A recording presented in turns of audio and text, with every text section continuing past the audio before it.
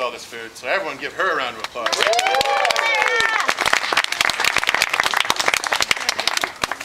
All right, well, like she said, if you know me, you know me. If you don't, well, you're going to get a little taste of me very shortly. My name's Graham, and I've got the answer to anyone who's ever asked what the difference between a hooker and an onion is. I don't care who you are, no one's going to cry if you cut up a hooker.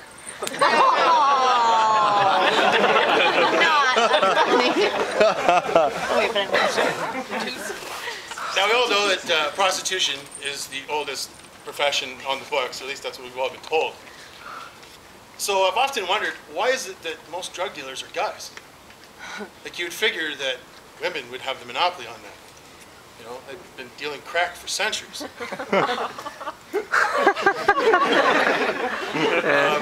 Polite crowd. Think about it.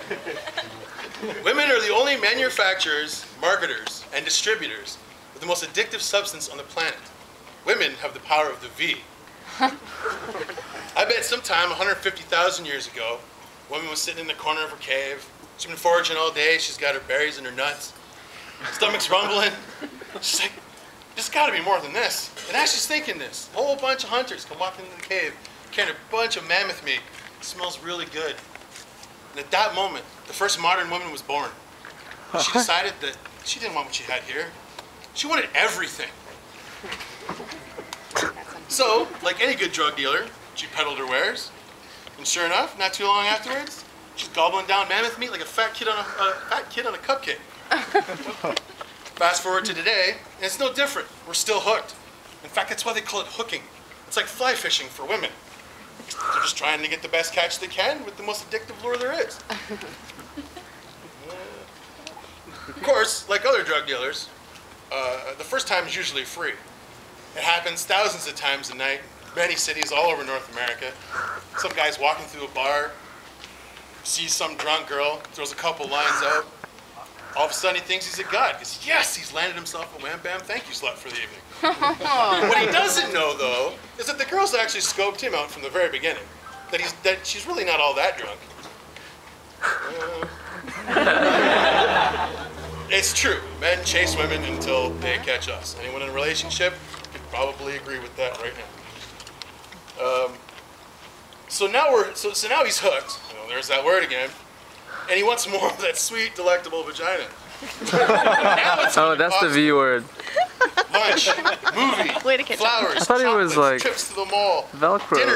dinner at her mother's house, a car, a house, a vacation home, so on and so on. I've heard girls say that, why are all the good guys gay? Or, I'm here, man. Oh, he's so good, but why did he have to be gay? So true. You know why there's more and more coming out nowadays? It's because your asking price is too high. And the cheap men have found an alternative. Now, Jesus. Please don't come to me after the show and be upset with me. This is not anything that has to do with gay men. We've all dealt with cheapos. We all know the lengths that they will go to save $1 or $2. I mean, honestly, the wardrobe is better, and women, you may have a monopoly on pussy, but you do not have the monopoly on blowjobs. Who have you been talking to? Okay. And everything women do works. Of course it works. We're completely addicted. Women look good, they smell good, they feel good, and they're bumpy in all the right places. But another thing that really is working in a woman's favor is the fact that men have a medical condition too. It's just not one that's ever discussed. It doesn't ever seem to be recognized. And it's about time that it is.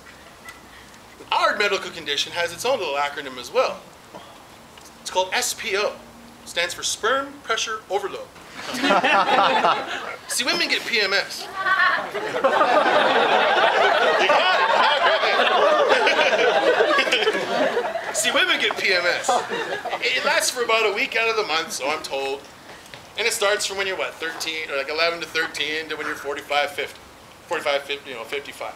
Jeez. I'm told it's really messy business. I don't want to take anything away from women. You guys put up with a lot of shit. What you don't understand, though, is SPO lasts an man's entire life. It never ends, It never quits. It never stops. It's like the Amen. Terminator. A man produces baby butter every day of his life. And it has to come out. We have no choice but to tug it out, fuck it out, or look like we've been raped by Spider-Man in our sleep. For us, there is only one medicine and only one place to get it. This is why houses get built, why cars are sportier and faster, why countries have been conquered. It's all in the name of obtaining permanent access to the V. Hell, we even agreed to the concept of marriage in order to secure a steady supply. It's a crock. We woo you, we worship you, we lavish you with gifts, we ask you to marry us. We want you to spend our lives with us, all so that we can get laid whenever you want. But it didn't really come here to tell you that, and judging by half of you, you already know that anyway. So, I've known I was meant for comedy almost my whole life. It's not because I think I'm funny, and it's not because I have lots to say. Really, it's because I'm lazy, and everyone is entitled to my opinion. All the other qualities, like, funny, being good in a crowd, being a friendly guy, all those are gravy. For these reasons, I've taken a few jobs that require little to no physical labor. This is not to say that they are easy, and the majority of you out here know this. If you want to see a cross-section of the worst humanity has to offer, the lowest of the low, the bottom rung, work in a call center. It's in call centers that I've learned that common sense is so rare it should be a goddamn superpower. It's also single-handedly... Very true. It's also single-handedly fueled my desire for weed. Because it's the only way you can make it through the day. Not only is it pretty much accepted to be having a couple puffs on the way to work, it's almost encouraged. When you work in a call center, you need to be a linguist. It's not because you have the potential to talk to anybody in the entire world. It's because you talk to common everyday people who butcher the English language like you would have no idea. I spoke to a woman once from the southern United States. To assist her, I needed to know her email address so I could pull up her account. When I asked her what it was, she told me, but I couldn't spell it, so I had to ask her, could you please spell it out? She replied with ADCU Aura Y at ican'tenunciate.com. Aura? Aura? What the fuck is an aura? So just in case I'm fucked up, I was pretty stoned, I asked her again. So she replied, A-D-U-C, aura, Y, what the fuck is an aura?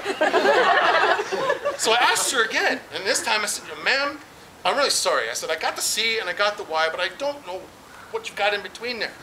This time she replied, quite angrily and bitchily, what, are you stupid? Aura, like Aura ST?